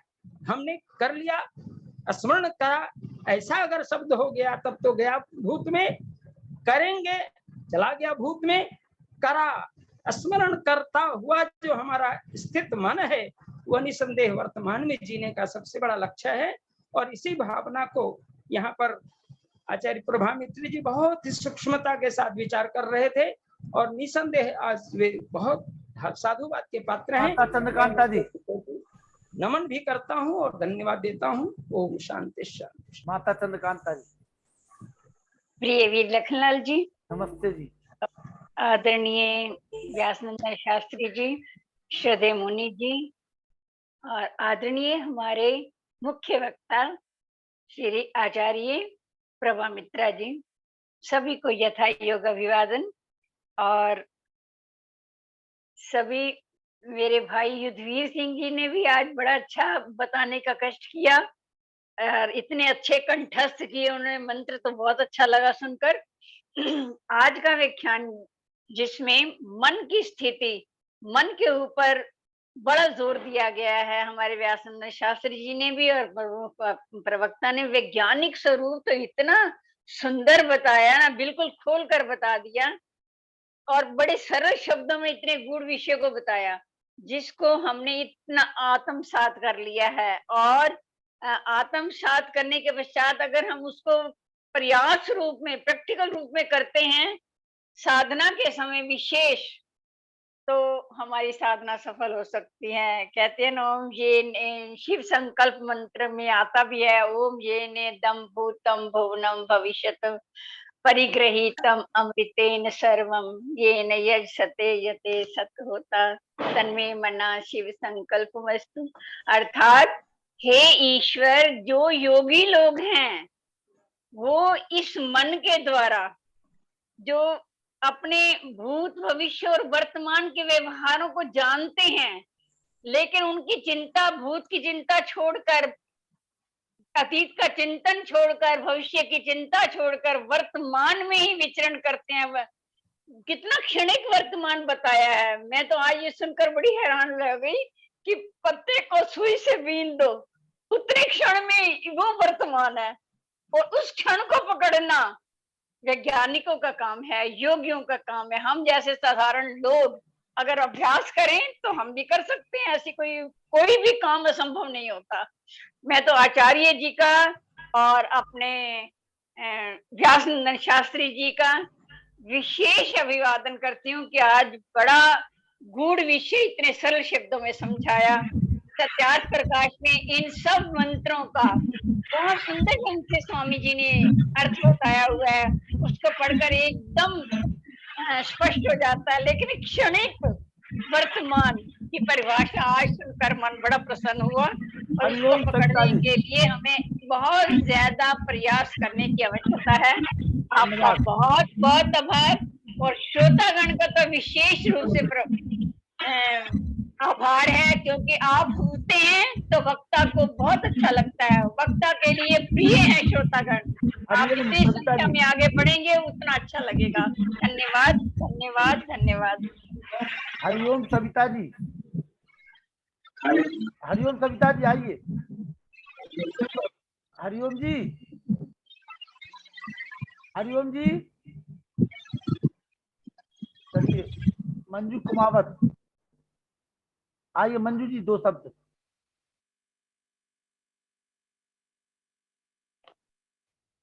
सभी को नमस्ते। नमस्ते जी, नमस्ते जी। बहुत ही अच्छा लगा, आज का व्याख्यान बहुत ही सुंदर था। मन के बारे में बताया और रोज ही प्रोग्राम बहुत ही अच्छे रहते हैं, बहुत अच्छा लगता है जुड़ के। चलिए जुड़ी रहिए और मंजू जी और सबको जोड़िए। ईश्वर देवी जी। हाँ जी, 2 शब्द। जी सभी को सादर नमस्ते। आज तो हम खो गए इसी क्षण में, वर्तमान के क्षण में ही खो गए हम। तो क्या बताएं, अब कुछ समझ नहीं आ रहा, बस वही क्षण एक सामने आ रहा है। इतना अच्छा लगा मेरे को। तो आप पहली बार ये पता चला कि वर्तमान, अपन कहते हैं वर्तमान में जीना चाहिए। जो प्रेजेंट में जीता है भगवान उसको प्रेजेंट देता है, गिफ्ट देता है। तो सुनते थे हम, कहते हैं अब जो काम कर रहे हैं ये वर्तमान चल रहा है, लेकिन इतना क्षण भर का वर्तमान ये आज पता चला। बहुत अच्छा लगा, बहुत ही अच्छा। मैंने थोड़ी सी देर लेट लगाया था, कोई आ गए थे तो 15-20 मिनट लेट हो गया, लेकिन सुना है जितना उसको सबको लिखा भी है और बहुत ही ज्यादा, मतलब मैं तो बता नहीं सकती। बस कोई बात नहीं, मन को सुमन बना दें, मन को सुमन बना दें, बस यही हमको योग, यही हमको परमात्मा से जोड़ेगा। और यही मन को अगर हम अच्छे मोक्ष की तरफ ले जाए। सुमन जी से नमस्ते तो कह दो। सुमन जी से नमस्ते बोल दो। बहुत बढ़िया। सुमन जी से नमस्ते कर लो। सुमन जी से सभी को नमस्ते। चलिए कपिल देव शर्मा जी, दिल्ली। बहती हुई गंगा में आखिरी डुबकी आपकी लगा। अच्छा जी, अच्छा। सबका धन्यवाद। आपने गंगा का नाम लिया तो मैं आज हरिद्वार अपने घर पर पहुंचा हूँ दिल्ली से। तो गंगा में डुबकी तो आपने लगा ही ली है, ज्ञान रूपी गंगा में। और एक भजन आता है और मेरे विचार से शायद मैंने कुछ ज्यादा सुना नहीं आपका, लेकिन एक भजन है प्रकाश जी का, उसकी कुछ पंक्तियां मुझे याद आ रही हैं। जल से धोया मल मल कर तन धोया नहीं कभी कलुषित मन, जल से धोया मल मल कर तूने तन, मन ही दिलाता ईश मन ही दिलाता मुक्ति, मन ही तो डालता सुकर्म में अड़ंगा है। मन है मरीज तो लजीज कोई चीज नहीं, मन यदि चंगा तो कठौती में भी, मन यदि चंगा तो कठौती में भी गंगा है। जल से धोया मल मल कर तन धोया नहीं कभी कलुषित मन, कट जाते ने तन की गंगा में कर स्नान न पाया, मैं तुमको पहचान न पाया, मैं तुमको पहचान न पाया, न पाया न पाया। ये प्रकाश जी का भजन है। तो मन के ऊपर यही मुझे याद आया अभी। तो धन्यवाद, आपने समय दिया 2 मिनट का। तो सब आनंद में रहें। 2 मिनट और ले लीजिए आप, क्योंकि हरिद्वार में है इसलिए 2 मिनट और ले अच्छा, तो क्या है ना कि हरिद्वार में ट्रेन से आ रहा था तो लोगों में श्रद्धा बहुत है, हमारे भारतीय सनातन लोगों में बहुत श्रद्धा है। तो बंगाल से घूमने के लिए लोग आ रहे हैं आजकल ट्रेन में यहाँ पर, और रुड़की एक स्टेशन पड़ता है, आप जानते हैं। तो जैसे ही रुड़की आया, यहाँ से लगभग 30 किलोमीटर दूर है, तो रुड़की में भी गंगा दिखाई देती है जब आते हैं तो रास्ते में। तो जैसे ही गंगा दिखाई दी, सारे के सारे खड़े हो गए और सिर पर सामान उठा करके रुड़की से यहाँ तक खड़े होकर के आए थे सब ट्रेन के डिब्बे में, सिर पर रख करके सामान। तो मैं उन्हें बताता भी रहा, समझाता भी रहा कि भाई इतनी जल्दी नहीं है, अभी नहीं उतरने का समय आया, जब आएगा मैं भी हरिद्वार ही उतरूंगा। पर वो सामान लेकर के सारे खड़े ही रहे। तो ऐसा भी होता है, कई बार यात्रा के अनुभव होते हैं।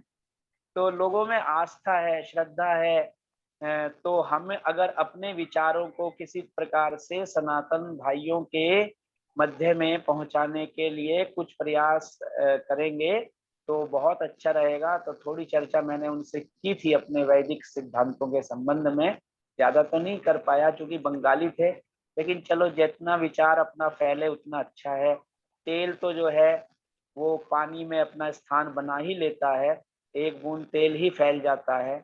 इसी तरह से एक अशुद्ध विचार जाकर के हजारों लोगों के मन को पवित्र करता है। तो आज का व्याख्यान सुन करके भी और आप सबके दर्शन मुझे मिले, तो ये सब पा करके मैं अपना सौभाग्य समझता हूँ। आपको बहुत बहुत आभार। 1 मिनट और दिया आपको, 1 मिनट और दिया। 1 मिनट और दे रहे हो? तो फिर 1 मिनट में तो मैं अगली बार जब आप मुझे व्याख्यान के लिए रखेंगे तो मैं अपना विषय रखूंगा सिर्फ एक। ठीक है ना? तो यही व्याख्यान का विषय रखूंगा। तो एक से ही कल्याण है, एक ही रास्ता। महात्मा आनंद स्वामी जी ने एक पुस्तक लिखी है, एक ही रास्ता। और वेद में भी ऐसा कहा गया है, न द्वितीयो न तृतीयो चतुर्थो नाप्युच्यते, न पंचमो न षष्ठो सप्तमो नाप्युच्यते, न अष्टमो न नवमो नाप्युच्यते, तमिदम निगतम स एक वृदेक एव। कि परमात्मा ना 2 3 4 5 6 7 8 9 10 तक नहीं है, केवल एक है। तो एक ईश्वर की ही उपासना करें और अपने जीवन को सुंदर बनाएं, अच्छे गुणों से भरपूर कर लें। ओम शांति शांति। और आपने एक ही रास्ता की बात कही तो हमारे मुनि पुरुषोत्तम वानप्रस्थ जी ने आपको दिखा भी दिया कि देखिए एक ही रास्ता ये है हमारे पास। देखो देखिए। अच्छा, मैं उनकी स्क्रीन नहीं देख पाया। हाँ मुनि जी, ठीक है, हाँ अब देख ली। हाँ मुनि जी बहुत अच्छा। तो पुरुषोत्तम मुनि जी आप हरिद्वार में रहते क्या? नहीं, हरिद्वार में नहीं रहते हैं। अच्छा, ये हमारे द्वार में रहते हैं जहाँ हम रहते हैं। अच्छा फिर ठीक है, मैंने कहा हरिद्वार में रहते हैं तो मैं मिलने आ सकता हूँ। मुनि जी जो है महरौनी जिला ललितपुर मंडल जहांगीर उत्तर प्रदेश के निवासी, वही नहीं की छाया में हम पले पुसे हुए हैं जी। अच्छा जी। आइए तो मुनि की बात पे आप आइए और 1 मिनट का समय आप भी ले लीजिए और हम फिर समापन कराएंगे वेद प्रकाश सभा जी से जी। ओम आइए। धन्यवाद। ये कई साधे सब सधे सब साधे सब जाए, जो तू सींचे मूल को फूले फले अगाए। ये हमारे सम्मान्य डॉक्टर प्रदीप शर्मा जी कह रहे थे, एक पर भी हम भूलेंगे। और हमारा आज का जो विषय रहा मन का वैज्ञानिक रूप, मनोर्भव जनियात जन। हे मानव तू मननशील हो। वास्तव में एक कहते हैं ना मननाथ मुनि, मुनि किसको कहा गया है? मननाथ, जो मननशील है। और उसी को दूसरी जगह जोड़ दिया गया है मोहनाथ मुनि। वो मोहनाथ मुनि कहाँ घटा है? कुछ लोगों ने जब मनन करेंगे तो मौन तो हो ही गया, स्वाभाविक रूप से हो गया। लेकिन कहा वो किस्सा सुनते नहीं कालिदास का, विद्वत्मा का। उन्होंने कहा मौन साधे हुए जी, अभी बोलेंगे नहीं। उस मूर्ख के साथ में उसका विवाह करवा दिया था पंडितों ने। तो मननशील होना हमारे लिए बहुत अनिवार्य है। मन ये मनुष्याणाम, जैसा भी हमारे आचार्य श्री प्रभामित्र जी ने बहुत पूरा 1 घंटे का व्याख्यान इसी के ऊपर रखा हुआ है, और 1 घंटे का क्या उसको संक्षेप से बताते हुए सार रूप में कहते चले गए। मैं समझता हूँ अगर विस्तार कर देते तो 6 दिन लगा देते। और कल का दिन आपको इसी के ऊपर एक विषय लेकर के आना है, तो बहुत विस्तार के साथ कल भी हमें और वैज्ञानिक पाठा जी शांति पाठा सभी के लिए साधन नमस्ते। ओम नमस्ते जी। ऋतुमुख के बारे में एक बस थोड़ा सा ऐड करना चाह रहे हैं शास्त्री जी के में। ऋतुमुख का दूसरा साथ में ये भी आपको ऐड करना है कि ऋतु के अनुसार जो भी हमारे धनदान फसल पैदा हो रही है उन्हीं का हमें सेवन करना है, कि जितनी भी जो फसल हमारे पैदा हो रही है वो ऋतु के हिसाब से ही पैदा हो रही है। तो आयुर्वेद में ऋतुमुख का ये भी अर्थ है, क्योंकि हमारे ताऊ जी आयुर्वेद के बड़े मर्मज्ञ रहे हैं, कई कॉलेजों में प्रिंसिपल रहे हैं, अतर्रा, सोनीपत, कई जगह, बरेली, तो उनके साथ रहे हैं बहुत ही क्लोज कांटेक्ट में। तो वो कहते हैं ऋतु के अनुसार ही हमारी जितनी चीजें है वो होनी चाहिए। तो अगली बार इसको डिस्कस करेंगे। दूसरी चीज योग और योगाभ्यासी के बारे में भी हम बताएंगे, बड़ा कंफ्यूजन रहता है, अगली बार बताएंगे। योगी कौन है, योगाभ्यास, हम लोग योगाभ्यासी तो हो सकते, योगी नहीं हो सकते, इसमें बड़ा कंफ्यूजन, उसके बारे में बताएंगे। तो हम शांति पाठ शुरू करते हैं, बच्चे शांति पाठ शुरू करें।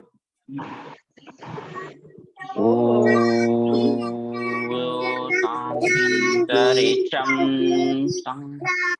शांतिरापः शांतिरोषधया शांतिवनस्पतयः शांतिर्विश्वदेवा शांतिर्ब्रह्म शांतिः सर्वं शांति शांतिरेव शांति सामा शांतिरेधि। ओम शांति शांति। सनातन वैदिक धर्म की जय, आनंद की जय, आनंद की जय हो, आनंद की जय, आनंद की जय हो, श्री रामचंद्र की जय हो, श्री कृष्ण की जय, देख राम की जय, भारत माता की जय, जय हो, पालन हो, रक्षण हो, हाँ अमर रहे, ज्योति जलती रहे, ऊंचा रहे, आर्यों के महाकुंभ की जय। प्रणाम द्वारी।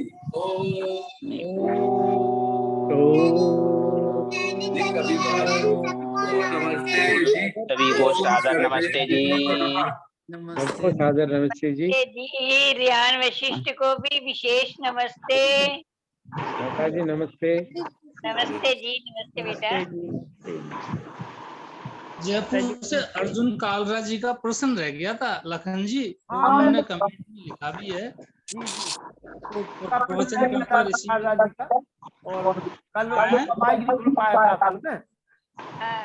कल वो उनको कहना बोल देंगे, प्रश्न पूछेंगे। हाँ नहीं, प्रश्न कमेंट में लिखा हुआ है, मैं कॉपी करके आपको पेस्ट कर देता हूँ। 1 मिनट, थोड़ी देर बाद बंद करना इसको। वो प्रश्न नोट कर लो, कल उसका अर्थ बता देंगे वो। कल आप बता देना। हाँ, ये कालरा जी का प्रश्न है जी। ये आपको मैंने व्हाट्सएप पे भेज दिया है ना। ठीक है, कल जो है आप उसको एक बार रिवाइज करा देना, चर्चा हो जाएगी। जी चलिए, शुभ रात्रि। और कल सभी को नमस्ते जी। कल अच्छा, आप लोगों में तो कोई जो है, चाहे वो व्यासनंदन शास्त्री जी हो या युद्धवीर जी हो या चंद्रशेखर शर्मा जी हो, कोई टेक्निकली इसको अगर हम आपको को-होस्ट बना दें तो आप अपने विद्वानों को बाद में बुला सकते हो बोलने के लिए। कोई है आप में से? हाँ, आप मुझे बना सकते हो। क्यों नहीं, मैंने आपको लिखा भी था, आपके पास संदेशा भेजा था, आपने कहा था अच्छा बता देंगे, फिर आपने बताया नहीं, टाइम नहीं दिया, तो मैंने कैसे बताती उनको। नहीं, वो नहीं कह रहा हूँ मैं, तो आप नहीं समझ पाए मेरी बात को। चंद्रशेखर शर्मा जी समझ गया मेरी बात को। जैसे मैं कई बार, मैं जैसे कल सफर में रहूंगा तो बाद में जैसे हमारी मंजू जी हैं या सिद्धवीर जी हैं, आप लोग जो अपन चर्चा करते हैं, तो कई बार क्या होता है कि मान लीजिए हमारा नेट नहीं काम कर रहा है, तो यहाँ बेटी रहेगी, बेटी करती रहेगी, लेकिन वो जानती नहीं है कि किसको बुलाना है किसको नहीं बुलाना है।